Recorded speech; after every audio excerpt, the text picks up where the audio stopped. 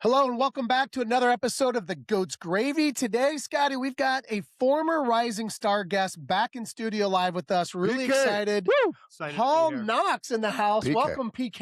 And I'm happy to be back. Good to see you, dude. Yep, good to see you. And this is really fascinating. So we talked to PK early on based on his early success selling while he was in college.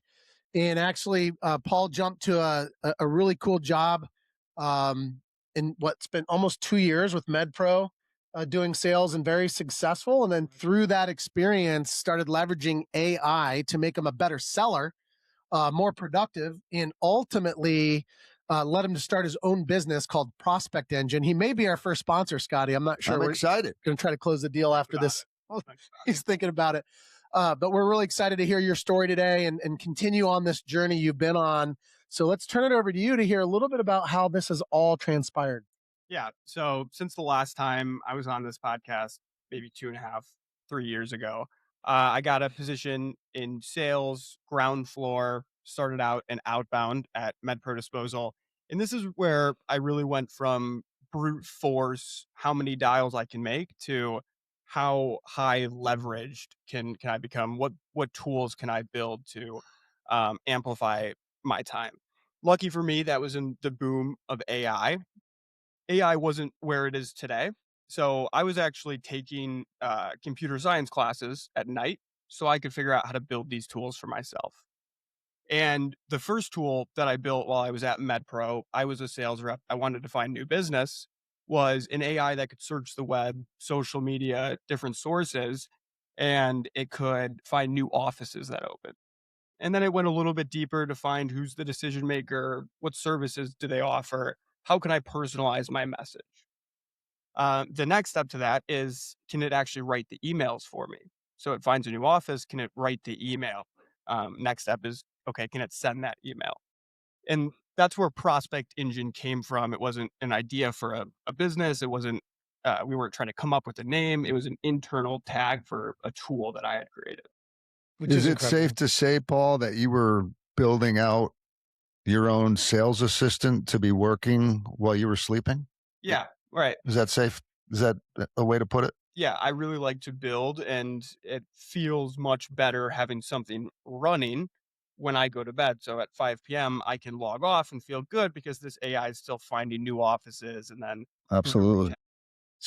Will you talk a little bit about the impact of that? So while you were in that role, obviously you were going home after a long day of selling, cold calling, reaching out to customers, following up, closing deals, and then you'd go home at night, work on this project. How did it benefit you in terms of or increase your success as a seller at the time before you morphed out and started your own thing? Right. Dramatically. First, I can find new businesses that opened up, and with a tool that I built myself, meaning there's not a lot of other companies who have the same tool because I built it for my specific purposes and the type of new healthcare practices that I would want to find. The next piece of that was actually building tools for these practices. So I have a way to automate finding them and then creating some outreach and then sending that outreach.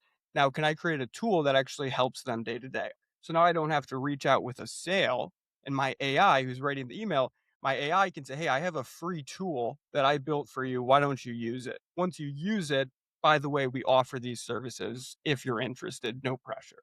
Yeah. So it was first creating tools that could leverage my time, and then actually creating tools that my clients could use, or potential clients and prospects could use, that would um, get my foot in the door. And did that differentiate you from the other sellers? Certainly. It's much easier to reach out with, I have a tool I built, you can use it for free. There's similar facilities using it. By the way, I offer this service if you're interested in the future. I would say it's a much higher converting message as well. So if you're going to kind of take it block by block, research was first, then it was proactive reach out. You have an agent actually helping you reach out. What do you think? You may not have developed it quite yet, but what do you think the next evolution of Prospect Engine looks like that you may not have tapped into yet? We have it built. We only use it internally because of the time it takes to adjust. It's an AI email writer. Okay. We're not using mail merge. And if you're not familiar with mail merge, it's a way where you can say, hi, first name, and send it to 1,000 people, and the first name's going to be inserted. So instead, we're having AI write seemingly handwritten emails to 1,000 prospects at a time and sending them. What we offer to clients today, and what's offered in the industry, isn't an AI email writer. It's very personalized, high level mail merge emails. Just because if you want to adjust it, you have to internally have the resources to build it if you want to adjust it. Okay. I mean, Bill and I are old.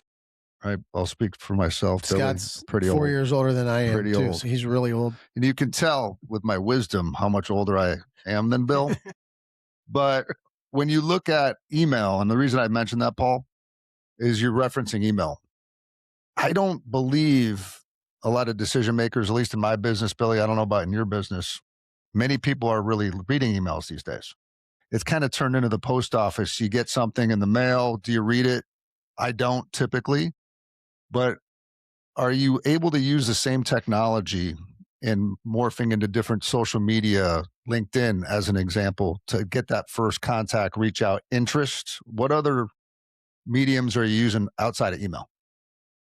Or maybe you're not. No, it's a great question. We can also leverage it to create reasons for our call. So if I'm calling into a facility, I can have AI look at the revenue size, recent events, services offered, who the decision maker is, what's their Facebook, when's their birthday, is it coming up? Mm-hmm. Uh, and then I can have AI write a really highly personalized script for me. I was going to say email, but I can have it write a highly personalized script for me that just I wouldn't be able to take in that much context. More importantly, I would be able to do that maybe 5 times a day rather than Right. 50. But email but my question specifically is you're still honing in on email. So if you're trying to get Bill's business, you're going to capture his attention by customizing, having AI. Bill went to Ohio State. How are you going to get his attention? Is it just email, or are you starting to morph into like LinkedIn? Because I'm on LinkedIn a lot, right? Right. To understand what my clients are doing. So it's a tougher path to advise somebody to go market on LinkedIn. I have 7,000 LinkedIn connections. It's Mhm. really easy for me to promote, to get meetings, to drive clicks or downloads. I can get a large number of CTAs from a LinkedIn post. For a rep who just starts out today, you have to build that network over 2 or 3 years. You'll have deals that come through periodically, but it takes serious discipline to compound those connections. Okay. Do Makes you have sense. any data around the success so far, the early success you're seeing with Prospect Engine compared to the traditional mail merge or just emailing and prospecting cold? Right. So our internal campaigns perform between a 2 and 3%. Right now, I think it's 2.22% reply rate. The industry norm, and you're really profitable if you can get a 1% interested reply rate. So being able to remove mail merge, how we actually send emails is we send customized packets for how you can use our products, what businesses you can search for, how you can reach out to those businesses with a wedge. So you really wouldn't think AI is writing this email. It seems hyper targeted. Can you walk through an example of a success that you had? Can it like start to finish? Certainly. I would also say webinars are a huge hook for us. Any industry you're in, put AI in front of it, then something and post a webinar. So that's where we've had a lot of success with our cold outreach, reaching out. Hey, we have a webinar. I saw you're in the industry, and we just had a conversion of attended our webinar, called him, said, "Hey, I saw you attended our webinar. Looks like you're targeted investors. Do you guys do email marketing?" He said, "No. Can I give you a 10-minute demo?" The guy closed the next day. That's great. And how did he end up? What's the use case that individual is leveraging Prospect Engine for? He is our email engine. So Okay. Prospect Engine generates decision maker leads with a sourced reason to call. It's going to scrape the internet, maps, social media, public databases, and our cost per lead is very low. So then we have a free email validator so that you're not sending emails to fake addresses. And then Google says, wait, this inbox is marketing inbox. We have some tools that actually will have AI communicate with your inbox so that Gmail sees there's real conversations happening and you're not just spraying and praying. Throttling send, rotating inboxes, having 20 different emails you're bouncing, you're kind of bouncing between. That's awesome. So basically, so far, your early data is almost 2x what you would get from the normal traditional path. Yeah, January are across all campaigns, we had a 3% interested reply rate. Wow. In February, we had a 1.67 interested reply rate. So we're still above the 1% industry average. And if you're sending 1,200 emails a month or per day, that's 8 or 9 clients per week. So we target small businesses. Another answer to your question of um, a decision maker at ServiceNow might be much tougher to reach via email, whereas a founder who just started his business, Right. Small business. I understand. I totally understand. And what are some of the underlying technologies that you're leveraging to create Prospect Engine? right? A genius partner who I owe a lot to. That's for sure. Is A it a Chat GPT? Is it a Claude? Is it a Gemini? Like what's the, and if you don't want to talk about it because it's proprietary, excuse me, it's up to you. But I was just curious as to what the underlying technologies are that kind of create that, or if you're stitching together multiple AI solutions to ultimately call that Prospect Engine. 6 months of a very tough build process. Me and my partner had to recreate everything from scratch. OpenAI, Gemini, XAI, which is Twitter's or X's, Elon Musk's, Grok. Mm-hmm. yeah, or Grok. So we ran into the same problem with everybody. It was way too much money. If you use any tool today that's doing something similar like Clay.ai, they're charging a lot of money anytime the AI searches the internet. Right. So that's the barrier that we broke. We actually offer leads. We provide the most leads per city.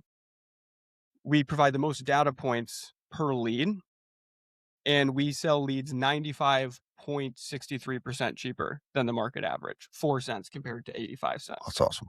If you're doing 10,000 leads a month, that's $8,000 compared to $80. So these folks Incredible. in a small business would provide an active lead, if you will, and then it's upon them to act on it with their sales team. Is that right? Or are you able to provide additional value to help increase the closing rate of that lead? That's where Prospect Engine, excuse me, that's where Prospect Engine started. We can provide very high quality leads, go really wide and find a lot of the type of lead you're looking for. We can verify that email is a real email at no cost. The lead generation market is very saturated and it's very frowned upon. It has a bad connotation behind it. So, to break into the market, we needed a way that we could help our clients use more leads profitably. So, we created the email engine, which is the second layer. It's a one time build, 8 a.m. to 8 p.m. We're done. The next day, you're sending and you're just handling interested replies. That makes perfect sense. PK, if we could go backwards for a second. So, just how you started, how you even decided to start using AI, maybe just sharing with our audience, if they're just getting started, someone's new in a sales role, people are still in college thinking about that next internship. What are some use case recommendations you have for how they can start getting comfortable utilizing different AI platforms? Great question. From a sales perspective, you could start with pre-call research. You're going to a demo or you're going into a discovery call. You can now become an expert on their product, who they target, how they target them, what his day to day looks like with his specific job title, what problems might he have, what probably annoys him. Are there bad reviews recently? Is there Glassdoor reviews, which is a way for employees to rate their company. Mhm. And are people saying that they're slow, they have bad technologies? Do they mention some softwares that you can then go into with some insight, and then using AI to take all of this data you collected. So just collect as much data as you can, and then use it to personalize an agenda, a script, follow up material. Yeah, yeah, we're using that at ServiceNow, and we're just kind of starting with the basics. And I know you know some folks at ServiceNow, Paul, but the first entry point for us on how to use AI intelligently is exactly that. We're pulling from our internal systems. If they're an install, are they using the product? How much are they using the product? How much are they using the platform? But I love what you said about, we're targeting a certain persona because ServiceNow traditionally is a big IT company. And now we're branching out into HR, customer service, other places within the enterprise. But may not be familiar with those personas. So what's in it for us is, how do we intelligently target these? And to your point, are they blogging? Is there a press release? What is their business problem in Right. essence that we can help solve for? So, but I know that's kind of rudimentary, but at least it's a starting point, and we've got some other things that we're working on next, but the lead, how do we get leads? I think you're in a really cool business. Um, as it relates to, I had a question, Billy, and we're kind of pivoting back for a second. At what point did you know when you were selling at MedPro? Was it always in your heart and mind to start another company, well, whether it's AI or not, or how did you really stumble into it? It was. It was. I was Because your asked. family is a bunch of entrepreneurs, right? For It, the most part. it is, yes, from both sides, Yep. grandparents to parents and cousins and uncles, and a lot of entrepreneurs in the family. I had a great experience at MedPro with mentor George Shanine. He asked me what my why was. At the time, I was working 7 days a week, a lot of hours. Not that I don't now, but that's a really tough question to answer. Why am I working Saturday?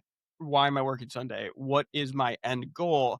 And why do I want that end goal? In our generation specifically, we want to know why we're doing everything, right? We want to understand what's behind the action that we're taking. So it's really important. And it was a really difficult period of my career to figure out, why am I doing this, right? Where do I want to be and why do I want to be there? The biggest takeaway for me from that, not to ramble on, but was, success isn't material accumulation. It's not about money. It's not about freedom, which I think is a vague term and hard to define. It's about knowing your why and where you want to be, and then aligning your identity with that why.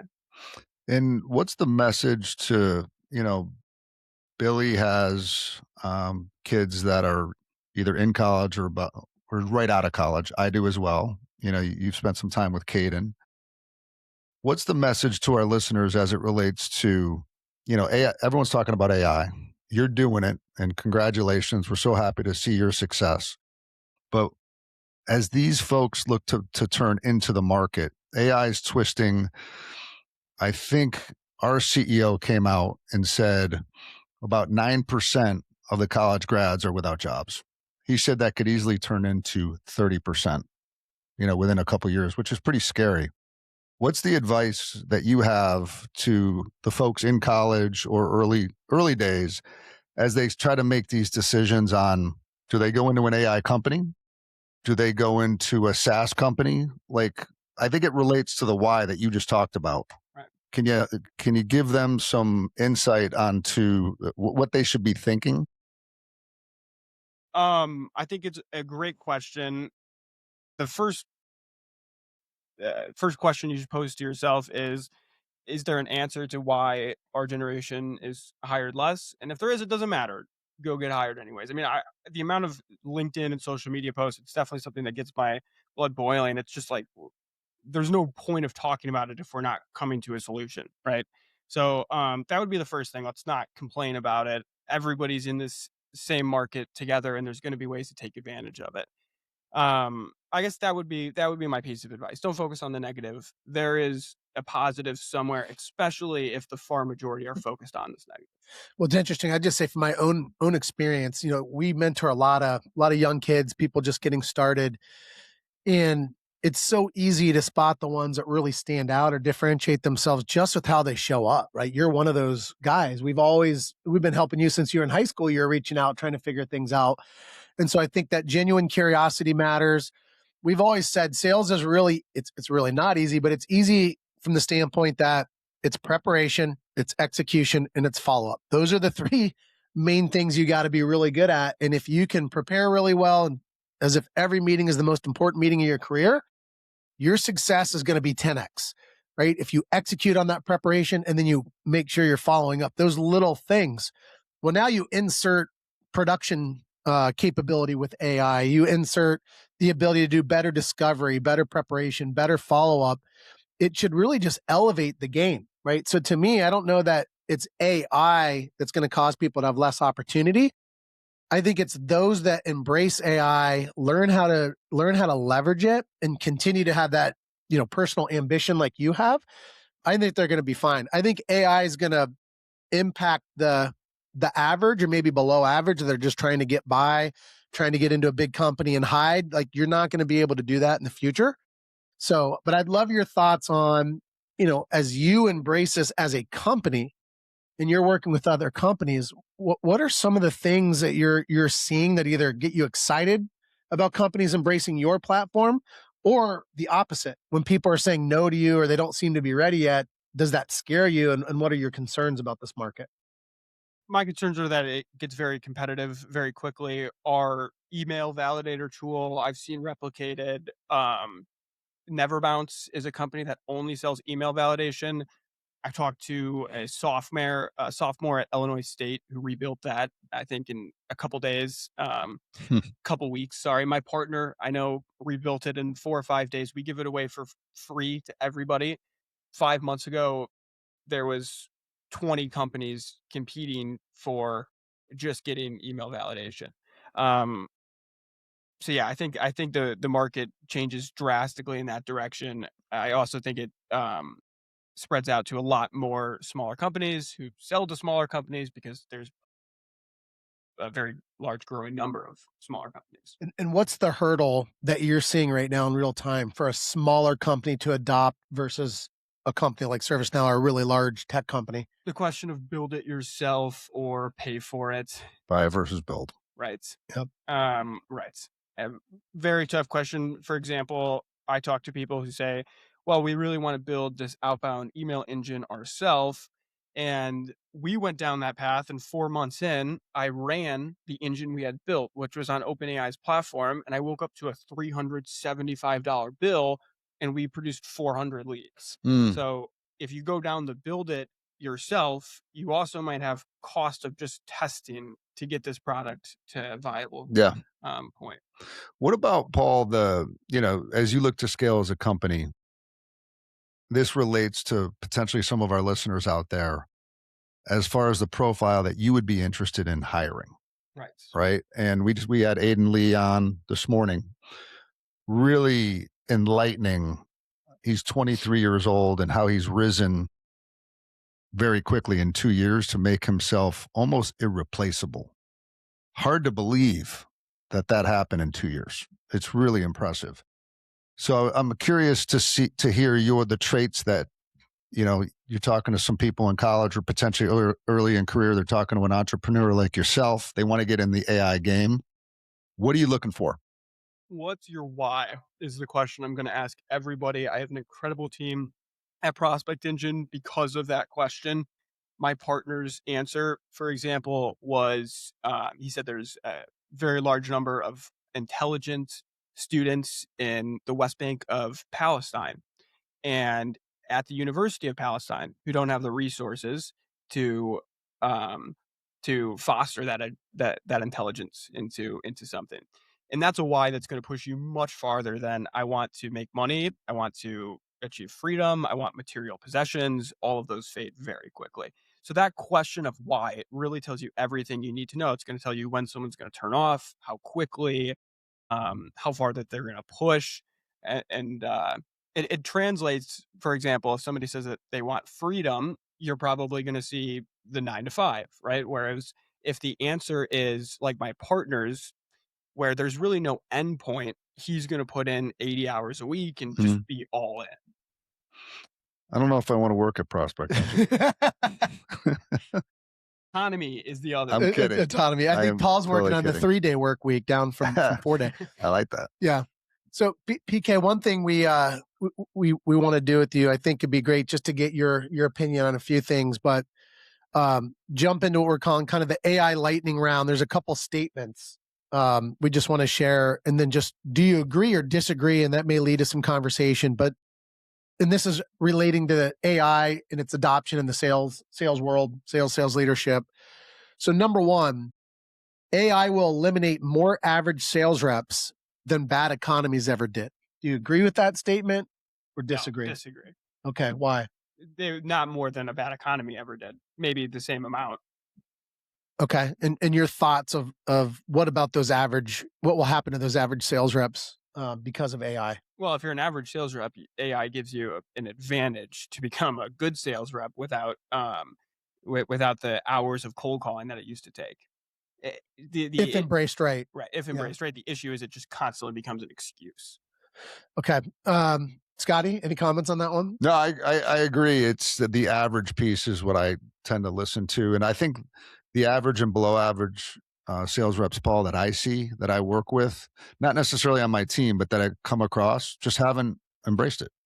They say old way is good enough. Like trying to change sales habits, especially for people maybe mid-career and a little bit later, are really hard to break. They're writing on paper. They're going to pick up the phone. They don't want to communicate by using AI. They don't even want to use AI, and they'll use it at the most rudimentary levels, which is Call notes. Google on steroids. Yeah. And that's it. And part of the challenge that I run into as a sales leader is I've got to lead from the front. I've got to use it. Hey, when we're doing a prep document, we've got Claude, we've identified these personas. That's how I'm going to be inserted into the account. So when I ask to be prepped as an example to go into an account, I'm starting to really demand the leveraging of AI to really help me at the most rudimentary levels, which is the research piece that you referenced. Right. Yep. Not anymore.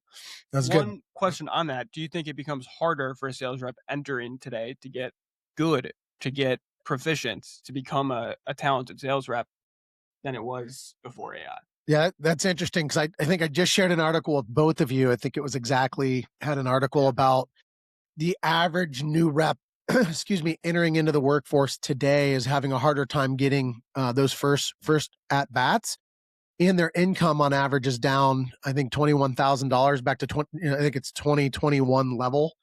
So it's like $20,000 or $25,000 decrease. Where if you look at reps with 5 years experience or better and more successful reps, their average income has increased by I think 26 to 30,000, something like that.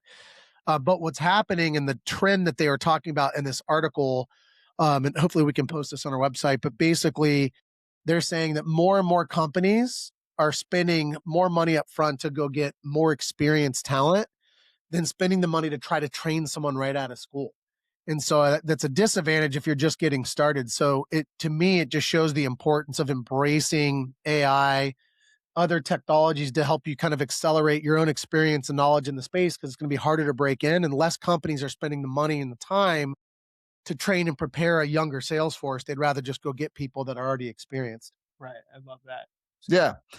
I would say too, Paul, what hasn't changed, and Billy and I see this every day, and I'm sure you see it too, Paul, younger and career folks, what hasn't changed is network matters. And it's not AI that's determining their success rate, in my opinion.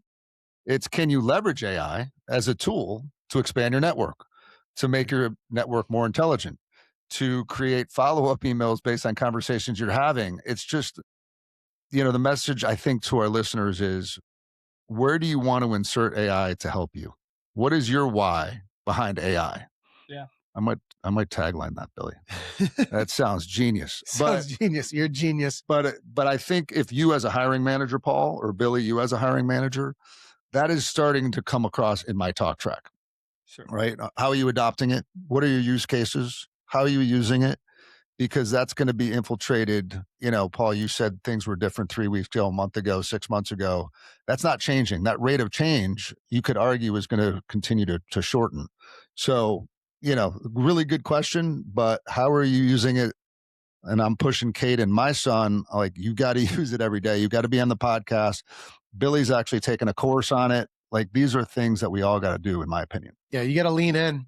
Standing still, do nothing. And it's funny because I have our youngest is a senior in high school trying to make a decision on college, and a lot of it is around business school opportunity, what kind of pathways that will lead to internships or future opportunities. And with what I'm learning and I'm witnessing in real time, I don't know that matters 4 years from now. I almost feel like you didn't even need to go to school.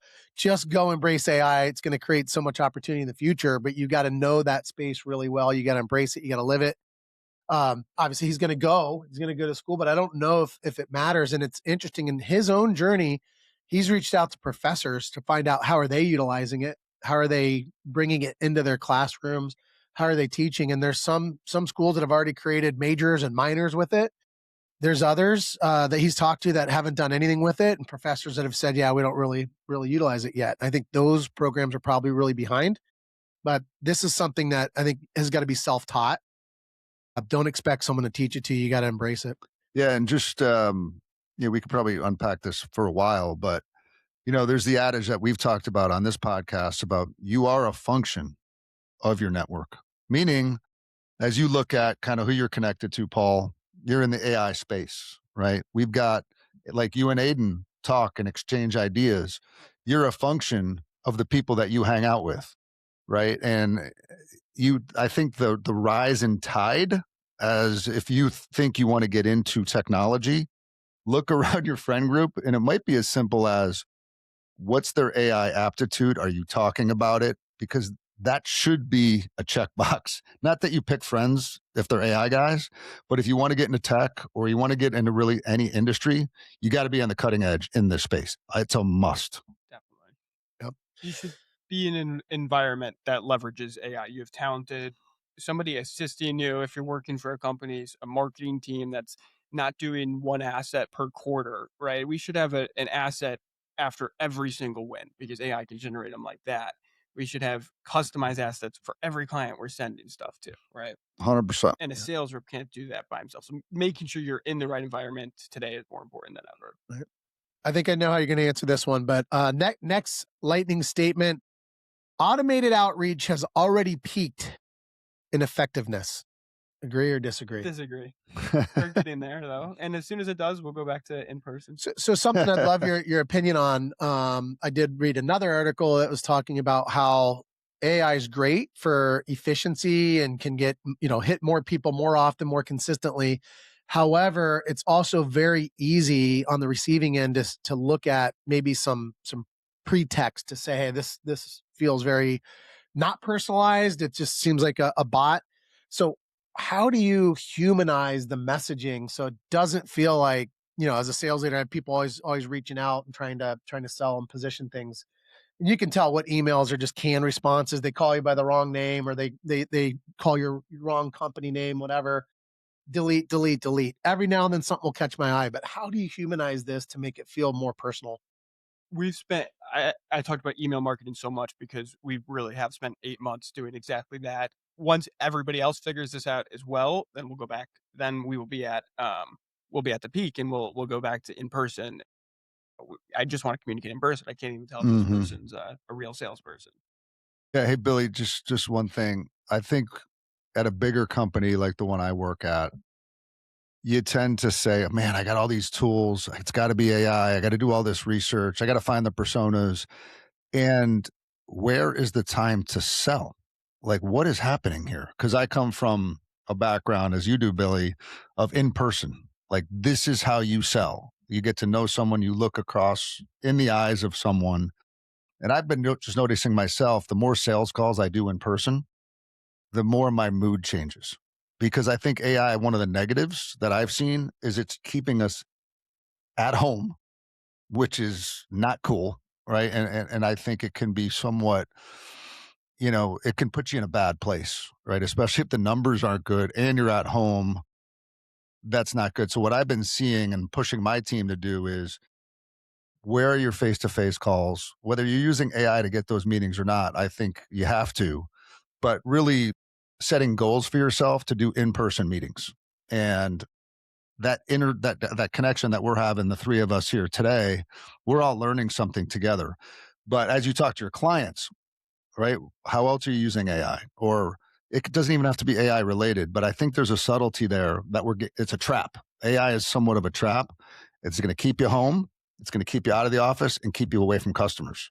That is a death spiral, I think, in my opinion. I think depending on the industry, I think there's a lot of industries that are very accepting of that model, but there's so many that have been built based off the personal relationship. And I don't think that'll ever change. I was actually just talking to my financial planner earlier in the week and just ask him, like, how are you utilizing AI? Utilizing it to analyze the market and some of the moves you want to make in your positions and so on. He's like, at the end of the day, nope. The only thing I use it for right now is note taking. He's like, we'll look at different things as it relates to the market, but at the end of the day, it's been great because now I can really focus and listen as it's taking notes. So I'm not taking notes. That's the biggest thing. So there's going to be people like industries like that probably aren't going to embrace it the same way someone in a tech company is going to embrace it. Which leads to this last statement I'll give you, and then we'll close out with 3 questions. In 5 years, sales will be fewer humans, but more valuable ones.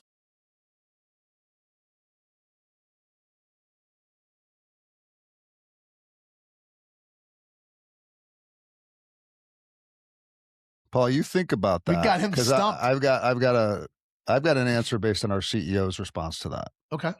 So Bill McDermott was asked a similar question.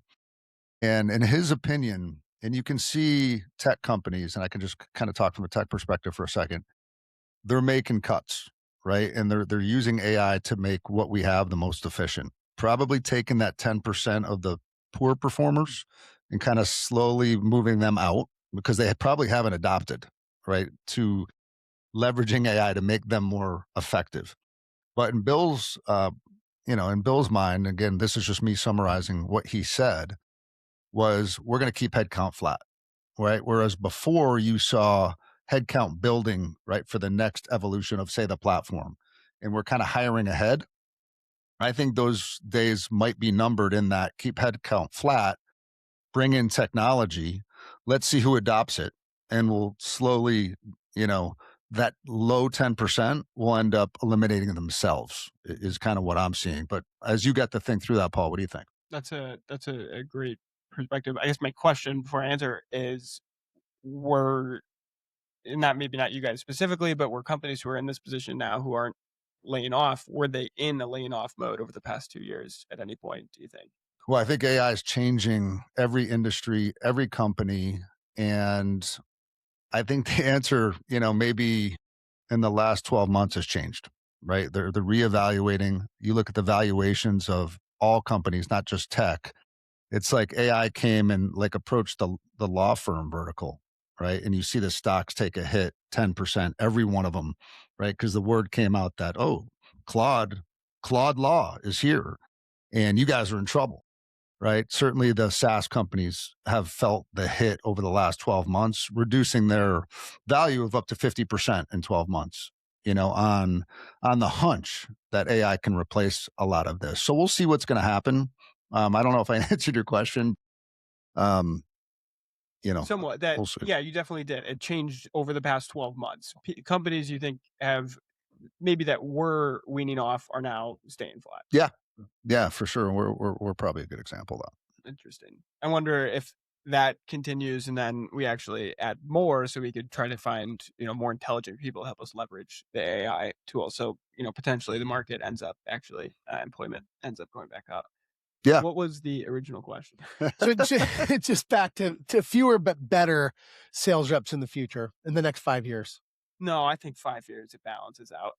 Yeah, it's interesting. I don't know. I feel like I think definitely industry wide, I think there's going to be maybe less sales opportunities or sales roles, but I think there's always going to be opportunity. I think better? Yes, because I think AI, if it's embraced right, will make people more productive, give you more time to actually use your brain and be thoughtful about what you're doing, your strategy, and then that'll be backed by AI and all the learning it's doing based on your industry. But it's going to create so many experts. The people that really embrace it and want to become an expert in a certain domain, I think AI is going to accelerate that piece and the skills around what you're doing. So I don't know. It's going to replace people. I think maybe you're right. Maybe 10% impact, something like that. I don't think it's going to be huge, but we'll see. It's moving really quick. Well, Billy, take a look at Paul, right? Yeah.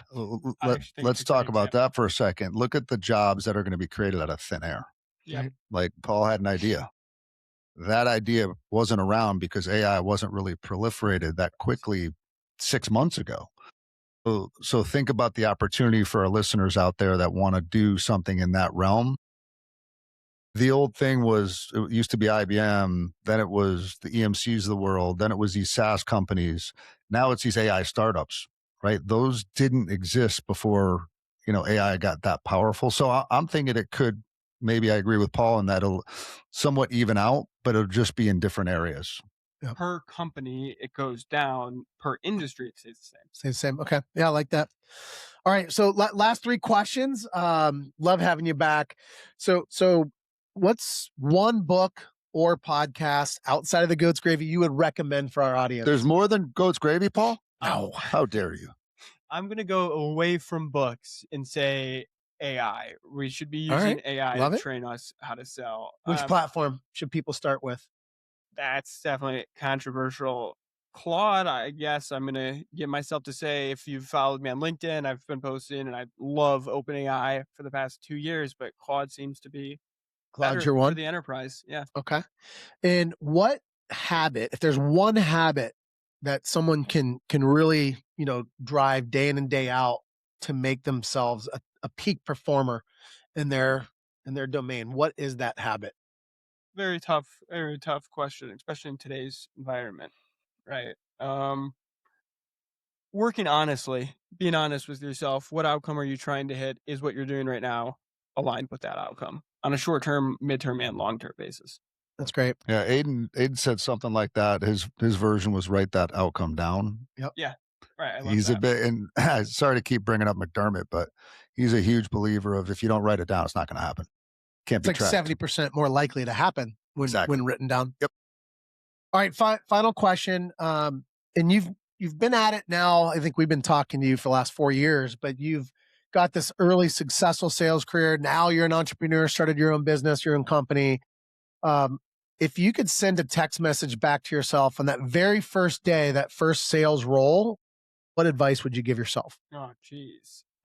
I don't know any advice that I would give myself when it stopped me from being here. So we're going into like the Marvel universes. If we're not affecting the timeline, then I would say relax, take a deep breath. Your outcomes are not your identity. You are not your results. And figure out why you're doing it. Right. Be honest with yourself. Yeah. Dude, I love that. That's great advice. We talk about that all the time with sales leaders is if you only focus on the outcome, you're missing the boat. It's the journey, right? You got to focus on the right behaviors. If you focus on the right behaviors, that'll drive your outcomes you're looking for at the end of the day. So really good advice. Great advice to end on. We will have you back along with Aiden to be our AI experts, but check out Paul Knox, Prospect Engine. He's on LinkedIn. Get on his website, and hopefully you're going to see his logo popping up here with Goat soon as our first official powerhouse sponsor. So anyways, great seeing you, PK. Thanks for coming, man. I appreciate it. Of course, really enjoyed being on. Shameless plug, whenever you're watching this, we do bi-weekly webinars, webinar.prospectingengine.ai. You can check out our email engine product mentioned here, engine.prospectingengine.ai. You can check out our prospecting product at prospectingengine.ai. We have 12 months free email validation, give you 1 month of pro for Prospect Engine. And then we have a few different get to know our software offers to see what it's like. Yeah, and I've actually utilized the platform. We're about to do a deal with PK, so it works really well. We've got great data out of it so far, so really impressive. And we'll again bring them back on for more in the future. Have a great weekend. Thanks, PK. Appreciate Thanks, it. everyone. Talk to you.